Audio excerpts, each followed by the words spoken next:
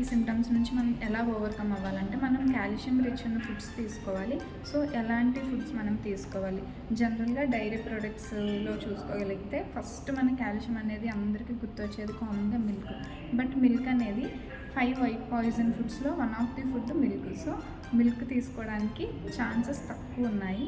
So remaining products dairy ప్రొడక్ట్స్లో మనం ఏం మెయింటైన్ చేసుకోవచ్చు అంటే కర్డ్లో ఉంటుంది, చీజ్లో ఉంటుంది, టోఫులో ఉంటుంది. సో డైరీ ప్రొడక్ట్స్లో వీటిలో మనకి మెయింటైన్ అవుతుంది.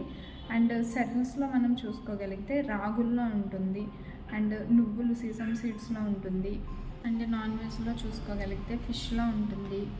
అండ్ వెజిటేబుల్స్లో చూసుకోగలిగితే లీఫీ వెజిటేబుల్స్ అంటే తోటకూర అండ్ పాలకూర రెండిట్లో కూడా రిచ్ కాల్షియం ఉంటుంది.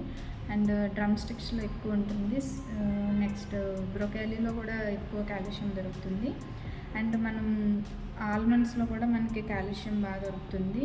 అండ్ అంజీర్లో కూడా కాల్షియం బాగా దొరుకుతుంది. సో ఈ ఫుడ్స్ మనం డైలీ లైఫ్లో కొంచెం లిటిల్ బిట్లు యాడ్ చేసుకుంటే కాల్షియం అనేది మెయింటైన్ చేసుకోవచ్చు.